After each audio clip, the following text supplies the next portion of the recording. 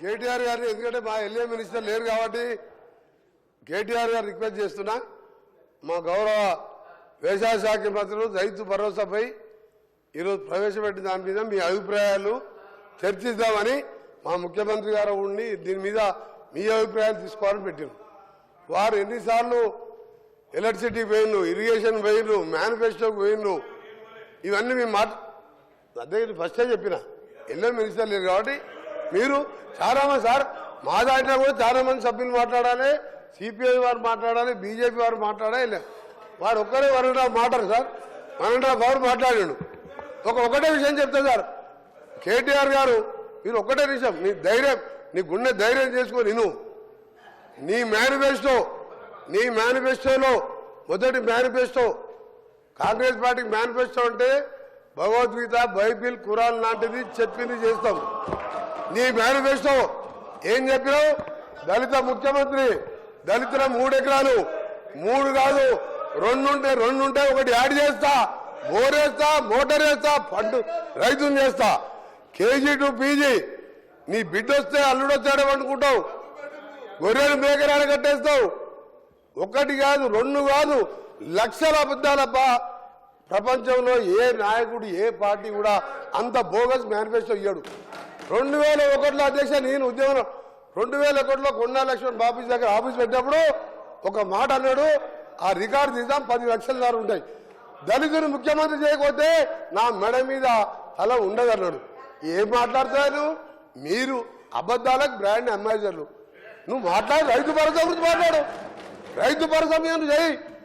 మీరు అడగకుండా ఇవాళ 2 లక్షల రూపాయల రుణమాఫీ 25 లక్షల మందికి.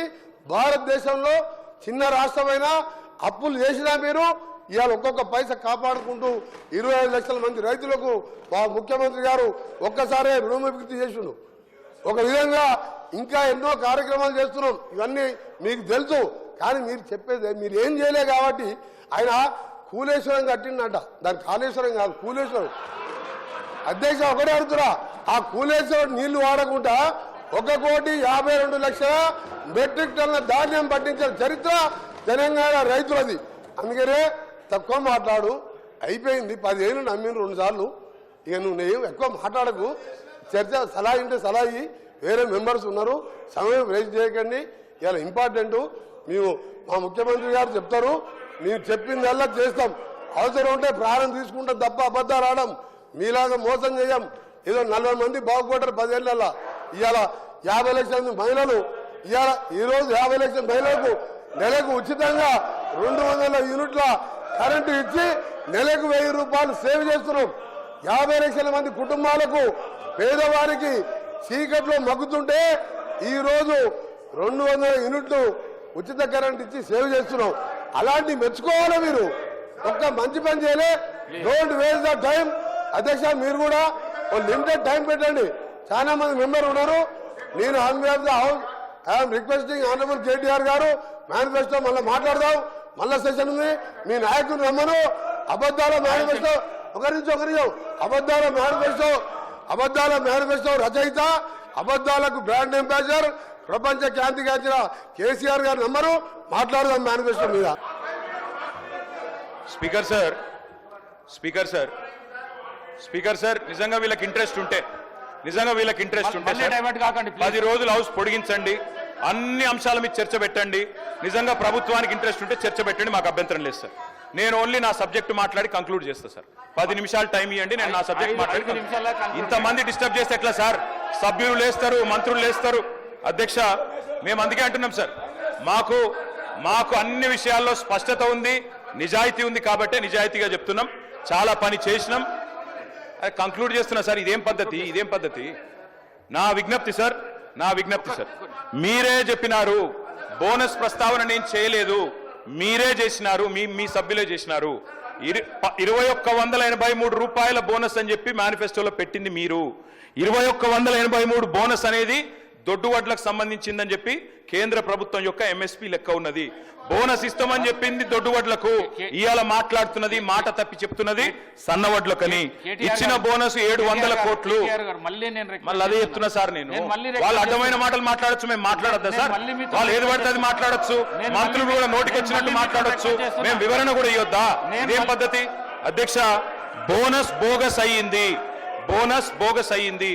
700 కోట్ల బోనస్ ఇచ్చి 7,600 కోట్ల రైతు బంధు ఎగ్గొట్టిన మాట ఖచ్చితంగా వాస్తవం. ఇది రాష్ట్రంలోని రైతులకు తెలుసు. అందుకే అంటున్న అధ్యక్ష, రుణమాఫీ ఉత్తదయింది, బోనస్ బోగస్ అయింది. రైతు బంధు కాదు అధ్యక్ష, దాని పేరు మార్చి రైతు భరోసా అని పెట్టి ఏదో మారుస్తున్నారు అధ్యక్ష. మీరు రైతులను ఏ మారుస్తున్నారు తప్ప ఏది కూడా చేస్తలేరు. అధికారంలోకి వస్తే తొలి కేబినెట్ లోనే రైతు భరోసాకు చట్టబద్ధత, 6 గ్యారెంటీలకు చట్టబద్ధత అన్నారు. తొలి కేబినెట్ జరగలేదా ఇంకా?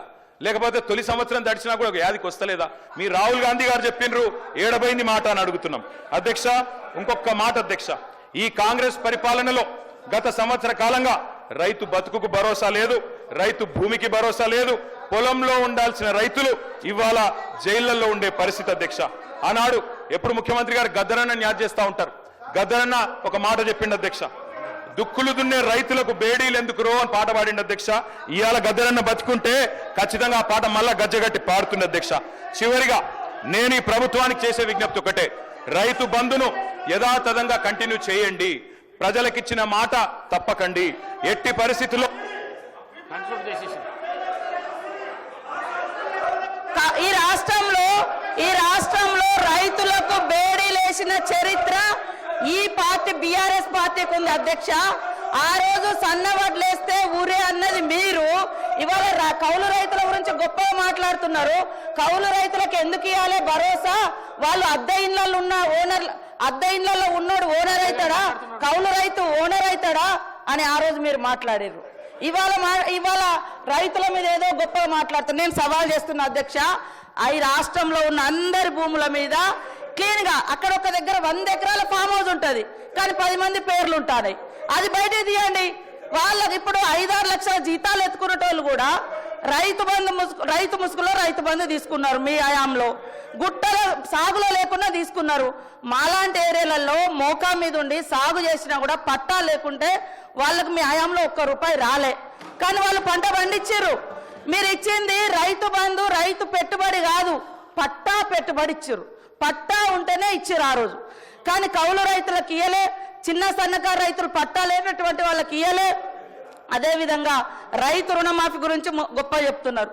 మీరు అనేక మందిని మీరు చేసినటువంటి రుణమాఫీ వడ్డీ మాఫీ అయింది, రుణమాఫీ కాదు అది వడ్డీ మాఫీ. ఆ వడ్డీ మాఫీలో కూడా మీరు అనేక మందికి రైతులకు నిబంధనలు పెట్టడంతో చాలా మంది ఈ నిబంధనల మూలంగా మేము ఇచ్చినటువంటి రుణమాఫీలోకి కూడా కొంతమంది రెన్యువల్ కానేటువంటి పరిస్థితి వాస్తవం. అలాంటి వాళ్ళే ఆగింది. అది 2014 నుంచి కొనసాగుతూ వస్తుంది. మీరు చేసినటువంటి రుణమాఫీ నిబంధనలు కొనసాగుతూ వస్తున్నాయి. కాబట్టి అది గుర్తుపెట్టుకోండి. మీరు అన్ని బాగా చేసినాక 30,000 కోట్ల రైతుల రుణమాఫీ కాకుండా ఎట్లున్నాయి? మీరు అన్ని రైతులను రాజులను చేసిర్రు, రైతు బంధు ఇచ్చిర్రు, అన్ని చేసినాక మళ్ళీ 30,000 కోట్ల రూపాయలు వాళ్ళ మీద ఎందుకు భారమైంది? ఎందుకు రుణాలు మిగిలినాయి? అది చెప్పండి. కాబట్టి ఇవాళ కేటీఆర్ గారికి ఒకటే అడుగుతున్నా, మీరు 10 ఏళ్లలో భూమి లేనటువంటి ఒక్క పేదింటి బిడ్డలకు మీరేమిచ్చారు? ఓకే, 100 ఎకరాలు ఉన్నోళ్ళ గురించి అన్ని ఇయ్యాలే, లక్షల జీతాలు వచ్చినా అన్ని ఇయ్యాలే అని అంటున్నారు. మరి పేదోడికి మీరు ఈ 10 ఏళ్లలో కనీసం ఉచితంగా కరెంట్ ఇయ్యలే, కనీసం ఇవాళ ఉచితంగా ఎర్ర బస్ ఫ్రీ ఇస్తే కూడా మీరు ఓర్వలేకపోతున్నారు. అదేవిధంగా వాళ్ళకి 10 ఏళ్లలో ఏమిచ్చిర్రు? భూమి లేని వాళ్ళకి ఏమిచ్చారు? మేము ఇప్పుడు భరోసా కింద 12,000 రూపాయలు పెట్టినాం, ఉచితంగా కరెంట్ ఇస్తున్నాం. వాళ్ళ ఆర్థిక భారాన్ని తగ్గించడం కోసం, కుటుంబ భారాన్ని తగ్గించడం కోసం పేదింటి బిడ్డలకు, ఆడబిడ్డలకు 500 గ్యాస్ చేసినాం. మీరు ఎందుకు చేయలేదు? మరి మేము ఉచితంగా బస్సు పెడితే గగ్గోలు పెడుతున్నారు, ఉచితంగా 200 యూనిట్ల కరెంట్ ఇస్తే గగ్గోలు పెడుతున్నారు. కాబట్టి మీ వైఖరి ఏందో స్పష్టం చేయండి. మీ వైఖరి ఏందో అంటే అందరికీ వాళ్ళు 100 ఎకరాల ఫామ్ హౌస్లు ఉన్నా కూడా ఇవ్వండి అని అంటారా? అదే చెప్పండి. నేను ఈ సందర్భంగా కూడా మా వ్యవసాయ శాఖ మంత్రి గారిని కోరుతా ఉన్నా, దయచేసి ఎవరెవరికి ఎంతెంత పోతుందో ఆ వివరాలు మొత్తం గ్రామాలలో పెట్టాలి. ఏ కుటుంబానికి ఎంతెంత రైతు బంధు పోతుంది, ఎవరెవరిది ఎంత అనేది వివరాలు బయట పెట్టాలి. పేదవాళ్ళకి ఆ ఊర్లలో ఏమేమి వచ్చినాయో కూడా బయట పెట్టాలని కోరుతా ఉన్నా. కన్క్లూడ్ చేయండి ప్లీజ్. కంక్లూడ్ చేస్తానంటే కూడా చేయనిస్తలేరు సార్. కంక్లూడ్ చేయండి. అధ్యక్ష, వారు చెప్పిన దానికి మేము చెప్పిన దానికి తేడా ఏముంది సార్? మంత్రి గారు చెప్పారు. మంత్రి గారు అన్నారు మరి 30,000 కోట్ల రుణం ఎందుకు వచ్చింది అన్నారు. ఎందుకు వచ్చిందంటే మీ ముఖ్యమంత్రి గారు చెప్పారు. ఏం చెప్పినారు? స్పష్టంగా చెప్పారు.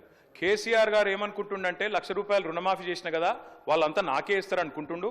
కానీ ఆ ₹1,00,000 రుణమాఫీ అయిన వాళ్ళు కూడా మీరు అర్జెంటుగా బ్యాంకు కురుకుని 2 లక్షలు తెచ్చుకోండి, నేను రాగానే డిసెంబర్ 9 నాడు సంతకం పెడతా అని చెప్పిందే రేవంత్ రెడ్డి గారు. నేను వేరే చెప్తున్నాను, వీడియో చూపెట్టమంటే చూపెడతా. ఆయన వల్లనే జరిగింది అధ్యక్ష. ఇంకొక మాట అధ్యక్ష, ఇప్పుడు ట్రైనింగ్ అన్న చక్కగా ఇవ్వాలి మీ ఎమ్మెల్యేలకు. నేను ముఖ్యమంత్రి గారిని కోరుతున్నా, మీరేమో 100% రుణమాఫీ జరిగిందని మీరు చెప్తారు, వెనకకెళ్ళి మీ ఎమ్మెల్యేలు వేసేమో నాకు 70% అయిందంటారు, బయటనేమో రైతులు చారణ కాలేదని బయట రైతులు అంటున్నారు. ఏది కరెక్టో మీరు తెలుసుకోండి ముందు. 25% అయిందా, 30 అయిందా, 40 అయిందా, 70 అయిందా, 100 అయిందా?